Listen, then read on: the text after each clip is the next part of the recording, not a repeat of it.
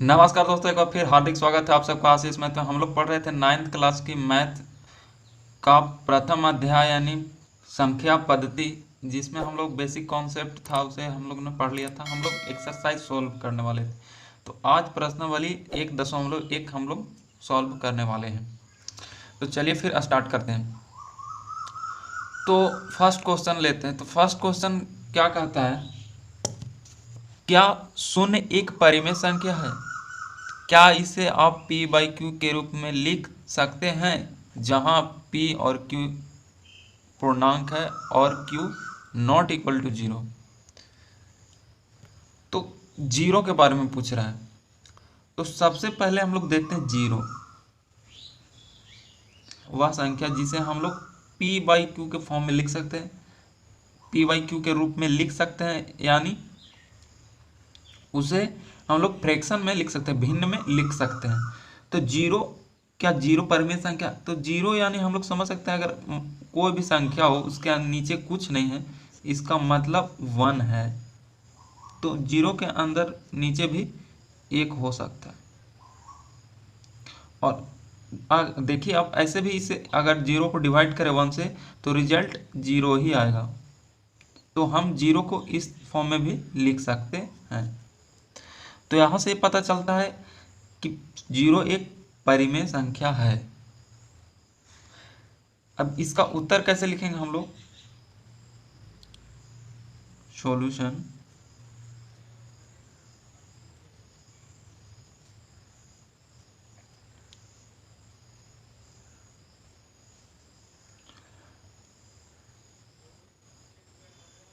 हाँ,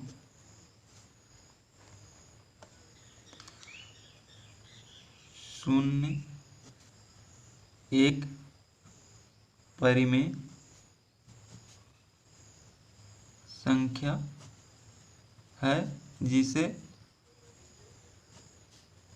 p by Q के रूप में लिखा जा सकता है।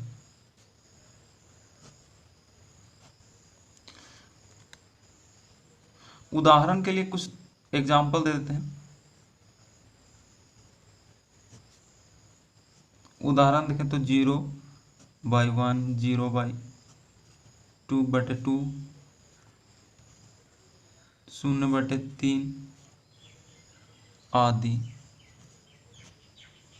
हम इसे इस तरह भी लिख सकते हैं, क्योंकि हमने बताया कि अगर इसे डिवाइड किया जाए तो रिजल्ट तो जीरो ही आएगा। तो इसका मतलब हम लोग इस जीरो को इस फॉर्म में भी लिख सकते हैं। तो ये एक परिमेय संख्या है। अब हम लोग आगे बढ़ते हैं क्वेश्चन नंबर 2 की तरफ। क्वेश्चन 2 ध्यान से पढ़िए दोस्तों, क्या कहता है? 3 और 4 के बीच में 6 परिमेय संख्या ज्ञात कीजिए। आप लोगों को बता दें कि कोई भी किन्हीं भी दो संख्या के बीच अनंत परिमेय संख्या हो सकती है। तो 6 पूछा है, तो हम लोग सबसे पहले क्या करेंगे? 3 और 4 के बीच में पूछा है। क्या हम लोग 3 को 21/7 लिख सकते हैं?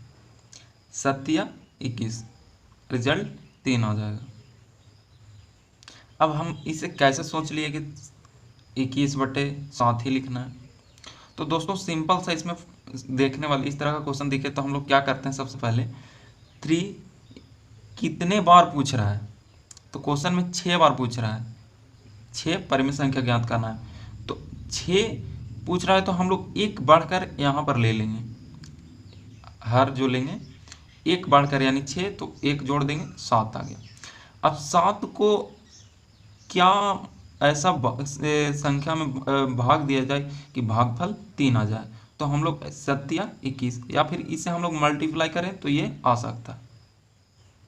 आई होप समझे होंगे। देखते हैं नेक्स्ट 4 को। अब 4 को कैसे लिख सकते हैं? पूछ रहा है 6, तो यहाँ पर 6 पूछा है तो 1 प्लस कर देंगे और 7 लिख दिए।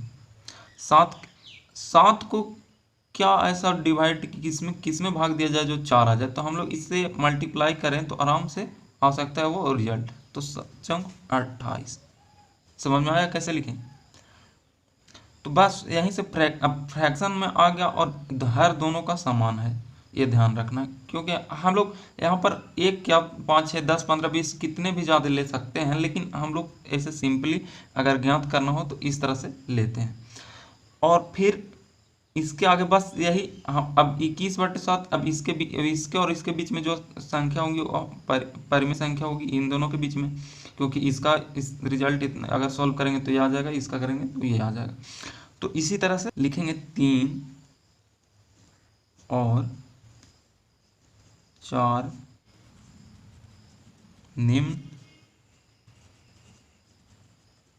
में संख्या है। अब इसके आगे 21/7, तो इन दोनों के बीच में पूछा है तो 22/7, दूसरा हो जाएगा 23/7, 24/7, 25/7, 26/7, 27/7। 6 पूछा था, 1 2 3 4 5 6। अगर मान लिया जाए 10 पूछता तो यहाँ पर हम लोग 10 3 इधर 10 पूछता तो इसे हम लोग 1 बढ़ा कर लेते यानी 11 लेते, और 11 को क्या डिवाइड करते तो 33 यहाँ पर आ जाता, तो 33 के आगे हम लोग फिर उसी तरह इसे भी कर सकते थे। तो कोई भी अनंत हमने बताया ना कि इन दोनों के बीच में तो अगर हम लोग मल्टीप्लाई करते जाएं तो अनंत ही हो सकता है। तो इसलिए कोई दो संख्या के बीच अनंत यानी इन्फिनाइट परिमेय संख्या होती है। बस यही हमारा आंसर हो गया। आई होप यहाँ तक समझ होंगे आप लोग। अब चलते हैं हम लोग आगे। अब देखिए क्वेश्चन नंबर 3 क्या कहता है। 3/5 और 4/5 के बीच 5 परिमेय संख्या ज्ञात कीजिए। ये तो वेरी सिंपल है, क्योंकि हमने पिछले वाले में तो उसे फ्रैक्शन में चेंज किए थे, मतलब भिन्न में किए थे उसे, जो संख्या था इसे तो भिन्न में दिया हुआ है, बस इसे निकालना है। तो कैसे निकालेंगे? दिया हुआ है 3/5 और 4/5 के बीच में निकालना। तो अब तो भाई दिक्कत हो गया, क्योंकि 3 और 4 के बीच में एक भी गैप नहीं है, तो 3 और 4 डायरेक्ट 4 आ जा रहा है, तो इसके बीच में कैसे निकालेंगे? तो चिंता नहीं करना है। करना क्या है, हम लोग इसमें पूछ कितना रहा है? 5 परिमेय संख्या, इन दिनों के बीच में 5 परिमेय संख्या पूछ रहा है। तो एक बढ़ाकर हम लोग, एक क्या 3 4 5 6 7 कितने भी बढ़ाकर लिख सकते हैं, लेकिन हम लोग उसके बीच मिनिमम हम लोग एक बढ़ाकर, लेकिन मैक्सिमम इन्फानाइट तक लिख सकते हैं। तो 3 × 6 कर देंगे, और ऊपर में किए तो नीचे भी करना होगा। तो इसका रिजल्ट क्या आएगा? 6 × 18, 5 × 30। उसी तरह इसमें भी करना है। 6 पूछ रहा है, मतलब 5 पूछ रहा है, तो एक बढ़ाकर, ये मिनिमम एक बढ़ाकर हम लोग 2 3 4 5 6 7 8 अनंत तक, तभी तो हम लोग कह सकते हैं कि दो संख्याओं के बीच में अनंत परिमेय संख्या होती है। वो कहाँ से आती है? बस इसी रूल से आती है कि हम लोग अगर 6 मल्टीप्लाई किए तो 5 परिमेय संख्या निकालें, अगर 10 से मल्टीप्लाई किए तो 9 परिमेय संख्या बीच में निकालेंगे। तो हम लोग इस तरह से अनंत तक 1000 किए तो 999 हो सकता है। तो इस तरह से ये बेसिक कॉन्सेप्ट है, समझना होगा, पर वो यूज नहीं है। पर हम लोग मिनिमम चाहिए तो हम लोग उतना क्यों करेंगे? तो सबसे पहले क्या करेंगे? 4 × 6 × 5 × 6, इसका रिजल्ट आ जाएगा 24/30। अब इन दिनों के बीच में 5 परिमेय संख्या निकाल देना है, सिंपल। इसलिए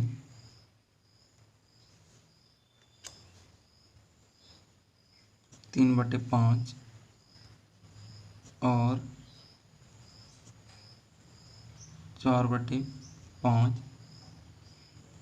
के बीच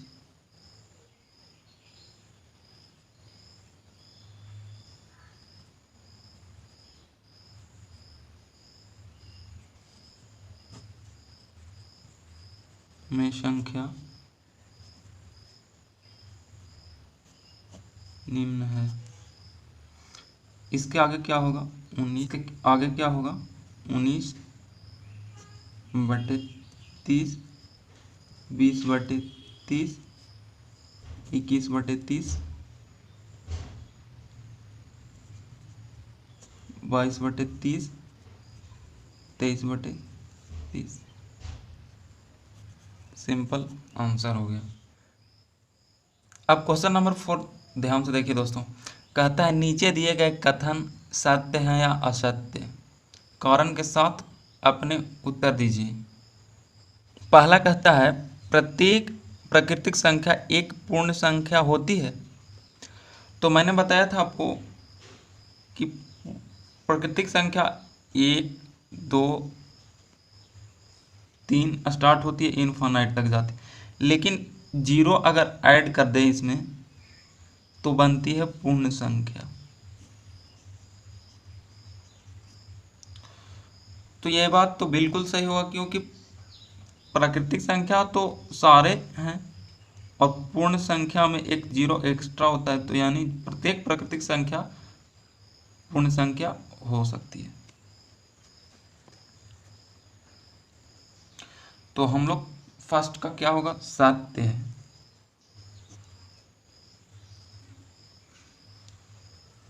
क्योंकि पूर्ण संख्या के संग्रह में सभी प्राकृतिक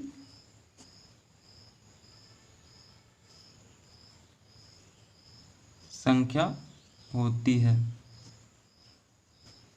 जैसा कि मैंने बताया यहाँ पर अभी आपको। ये तो पहला क्लियर है। अब सेकेंड वाला पढ़ते हैं क्या कहता है। प्रत्येक पूर्णांक एक पूर्ण संख्या होती है। यहाँ पर वही लोचा है, क्योंकि यहाँ पर बोल रहा है पूर्णांक, यानी पूर्णांक हम किसे कहते हैं? हम पूर्ण संख्या में नेगेटिव नंबर्स को ऐड करते हैं, यानी ऋणात्मक संख्या को, जैसे -1, -2, ते पूर्णांक हो जाता है।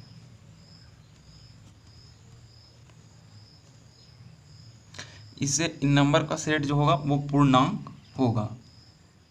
लेकिन क्या सभी पूर्णांक एक पूर्ण संख्या है? तो हम बिल्कुल नहीं कह सकते, क्योंकि -2 यहाँ पर जो है -2 माइनस में जितने नेगेटिव नंबर हैं, ऋणात्मक संख्याएं, एक पूर्ण संख्या नहीं हो सकती है। इसलिए यहाँ पर असत्य होगा, ये कथन असत्य है।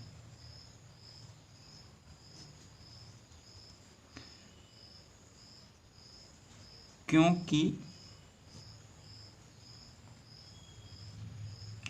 उदाहरण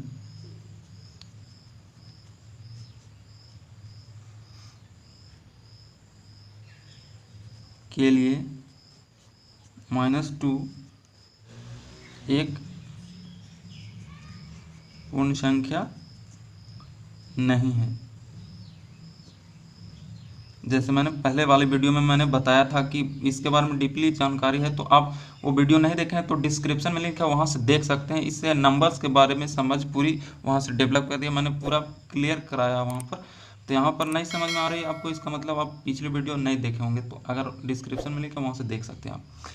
अब देखते हैं थर्ड क्या कहता है। प्रत्येक परिमेय संख्या एक पूर्ण संख्या होती है, यानी सभी परिमेय संख्या एक पूर्ण संख्या हो सकती है। तो पूर्ण संख्या, तो परिमेय संख्या किसे कहते हैं? जब इस सेट ऑफ नंबर में हम लोग फ्रैक्शन ऐड कर देते हैं, यानी 1/2 वगैरह या फिर 3/2, तो जो ये सेट बनेगा पूरा, उसे हम लोग परिमेय संख्या कहेंगे। परिमेय संख्या लेकिन पूर्ण संख्या किसे कहेंगे? पूर्ण संख्या बस इसे कहेंगे। तो परिमेय संख्या के सभी परिमेय संख्या पूर्ण संख्या नहीं हो सकती, लेकिन सभी पूर्ण संख्या परिमेय संख्या में होती है। लेकिन भाई पूर्ण संख्या तो इतना ही सीमित है, और अब परिमेय संख्या तो इतना है भाई, सब फ्रैक्शन भी है। तो यहाँ पर ये हो जाएगा कि फ्रैक्शन एक परिमेय संख्या है, लेकिन यहाँ पर पूर्ण संख्या नहीं हो, 1/2 पूर्ण संख्या नहीं हो सकता, क्योंकि पूर्ण संख्या प्राकृतिक संख्या में हम लोग 0 ऐड करते हैं और वो पूर्ण संख्या कहलाती है। अब यहाँ पर देखें डायग्राम बढ़िया समझ में आता होगा कि यहाँ पर ये जो है पूर्ण संख्या, ये पहले 1 2 3 इन्फिनिटी तक है प्राकृतिक संख्या, ये हो गया पूर्ण संख्या। अब इसमें नेगेटिव ऋणात्मक संख्या जोड़ दिए तो ये हो गया पूर्णांक, और पूर्णांक के में जब हम लोग फ्रैक्शन ऐड कर देते हैं वो परिमेय संख्या। तो परिमेय संख्या के अंदर ये सब आ जाता है, और लेकिन पूर्ण संख्या सीमित इतना ही है। तो ये कथन असत्य है, असत्य है, क्योंकि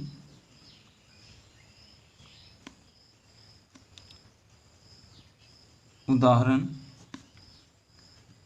के लिए 1/2 परिमेय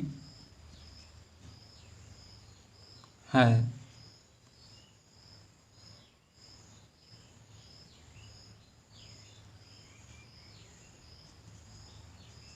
परंतु पूर्ण संख्या नहीं है।